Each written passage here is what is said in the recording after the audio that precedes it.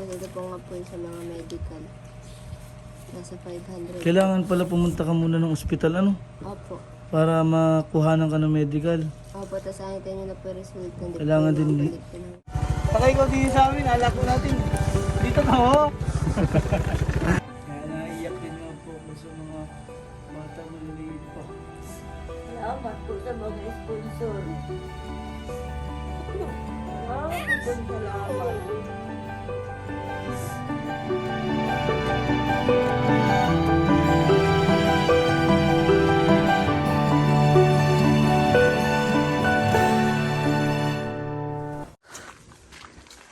Magandang tanghali po. Dong scares. Kumusta na mga gawin bulilit? Gawin bulilit. Gawin bulilit. Ano nagawa mo yun ay? Nagagawa ka ng bata?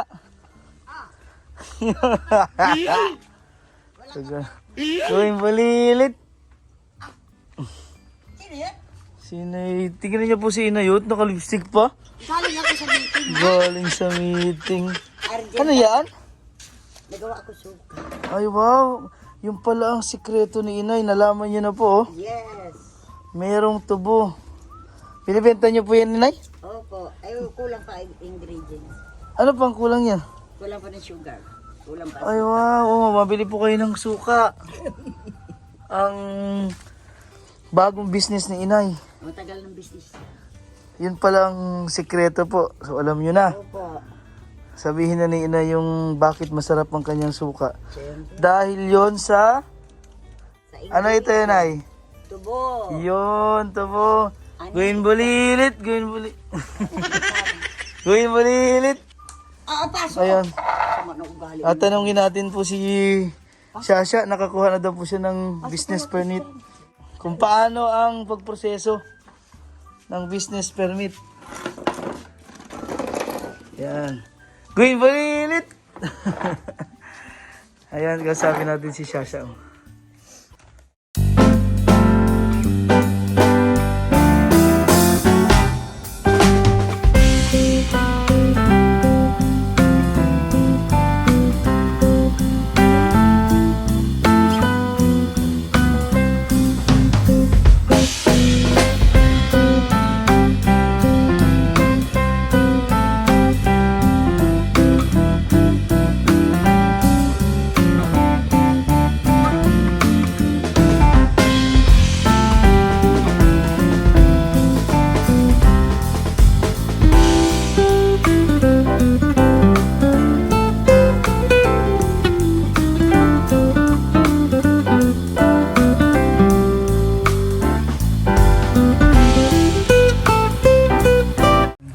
Si Shasha po ay nakakuha na ng business permit ng kanilang magiging grocery sa Ari-Sari Store. Wow! So, paano ang una? Gusto kong malaman para malaman din ng mga viewers natin. Paano ba ang pagsisimula ng isang negosyo? Ano po, pupunta po yun sa barangay para po kumuha po ng barangay clearance. Tapos yung business, yung sa ano po, business sa barangay po. Business permit. Business permit po sa barangay. Business permit muna ng barangay, Opo. step 1. Tapos- Anong requirement sa barangay? Ano yun lang po, yung barangay clearance po. Tapos business permit po ng barangay. Wala silang ini sa'yo kahit ID, basta pagkukuha ka doon. Yun lang po. Dapat residente ka lang nila. Opo. Tapos bago po pumunta ng bayan, kailangan po kumpleto muna sa barangay. Tapos sa munisipyo na po. Oo, kasi sila Shasha, hindi naman po sa mismong bayan. Dito pa sila medyo malayo sa bayan na barangay. 10 kilometers. Kaya yung mga requirements na hiningi ng munisipyo ay yung barangay clearance at saka yung barangay Permit po. business permit na Sa barangay. ini-issue ng mismong barangay. So doon pagdating sa munisipyo, ano na yung unang pupuntahan doon? Ano po, bibigyan po kayo ng form para po mag-fill up. Mag-fill up ng form. Opo, tapos pagkatapos po nabibigyan po kayo ng medical. Kailangan din magpa-medical? Opo, Pag magpapa-medical, kung ang tinitinda mo ay mga Pagkain po. Paano kung mga laro-laruan lang, gano'n? Wala po. Mga Basta ukay-ukay. pagkain po kasi maselan daw po ang pagkain. Kailangan daw po sa medical po. Kailangan malinis yung nagtitinda. Opo. Walang sakit. Opo. Kasi nakakahaba man o ano kasi pagkain nga. So magkano ang gastos lahat ng ganito? Dahil nasa 3K po lahat lang. Ito ba rin Kasama isa? po yung medical. Kasama din itong plaka. Ano? Ito po yung may business permit na sila. Yun ang mga kailangan. Pagdating sa munisipyo, pinakuha ka ng sedula. Sila na po nagbigay pagkatapos mo po mag-fill up ng form. Kailangan naman sa munisipyo, ano mga requirements?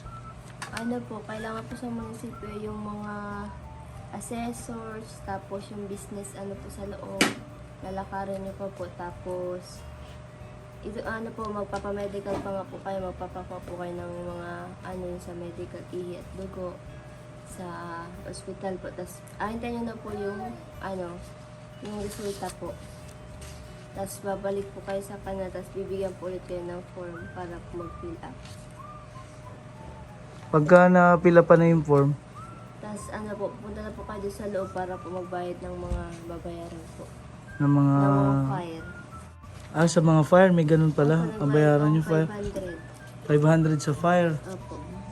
Tapos ito, 950 po. saan naman daw yung... mismong ito na. Opo. Tapos yung mga iba pa pong mga ginastos po dun sa loob. Ito po yung sa barangay, 250. Tapos ito po nga po yung sa mga medical. Nasa 500. Kailangan pala pumunta ka muna ng ospital, ano? Opo. Para makuhanan ka ng medical. Opo, tapos ahitin nyo na po yung result. Hindi Kailangan po din- mabalik tinanggap. Hindi po dala yung ano. Kapag wala kang dalang resulta, hindi rin mapoproseso yung business permit mo. Hindi po kayo bibigyan ng business permit po. So ilang oras ang inabot sa'yo doon? Maghapon Pag-ayos po ako niya? doon.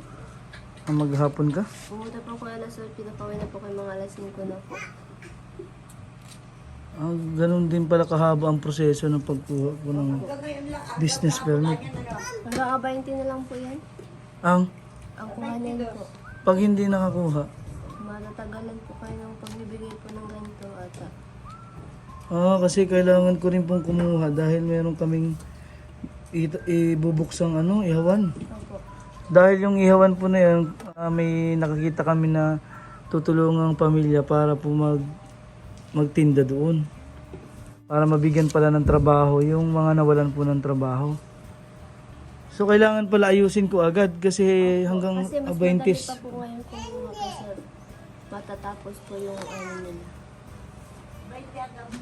Magkano lahat ang gastos? Na, yung Para sa magkaroon akin, idea lahat. nasa 3K po lahat kasama na po yung medical. Tapos yung pinamasahe ko pagbalik. Masahe, oo kasi siya. Hindi po malapit ito sa bayan. Mahal din ang pamasahe ng tricycle dito kung papunta roon. Sasakyan.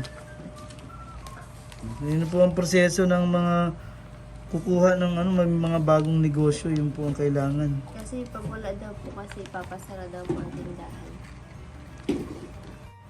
So, nagkaroon tayo ng idea sa mga bagong magninegosyo po.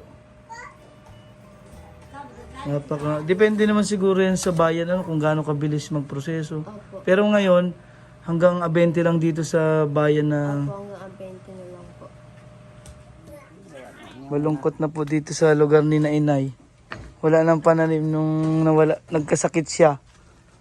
Oh, namatay na lahat. Di ba dati dito may bulaklak na mga dilaw? Ayan na po natira. Ikinanlong ko nga ito, nainitan. Nagsisimula ulit si Inay ng pananim.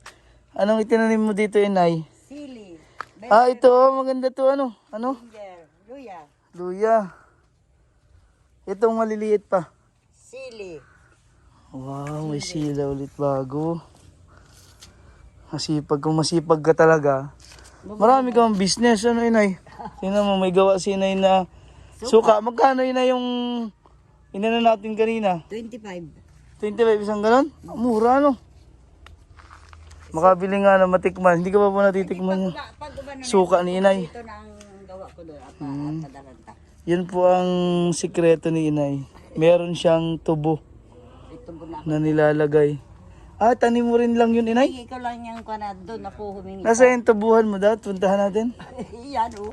Ayun. Itinanong ko para hindi yung pinakakuan. Para hindi na ako manghingi. Oo nga. Diba? Yun oh. May binigay na si Ito oh, tubuhan. Sasha kay Kwan. Sino ba yung Madam Tati? Ito. May tubuhan na po si inay dito para wala lang gastos, no? Kukuha ka na lang sa inyong bakuran. Para hindi na ako bumili. May sarili ka ng pangbenta na suka. Ayan oh, mga ingredients na luya. Meron na siyang tanim doon. Kung ikaw talaga ay maparaan sa buhay, mabubuhay ka. Correct. Ano yun, Nay? Advisean mo kami mga kabataan. Ano pa mong pwede mong i-open sa amin na Mag-asawa muna kayo para may ano. yun ang advice sa amin, mag-asawa muna agad? Para maedad na. Ano ba? Kailan pa mahabol? Uy, bata pa ako ha. 23 lang ako, Inay. Siya ko. 23 in the making. Oh my God! Si Sir Christian, matanda pa sa akin yan. Bagay. 35 na ako yun. 35? Dapat tatlo ang panganay mo na. Ay, marami na bang panganay? Ilan ang panganay mo sa... So, ang class. Wala. Ano? Matagal pa tayo dun, Inay. Ay, naku, magpaanak na. Paanak na. Anong advice niyo sa amin, Inay, ulit? Ang? Mag-asawa muna kayo. Bago, Bago mag-business para may partner. Oo nga.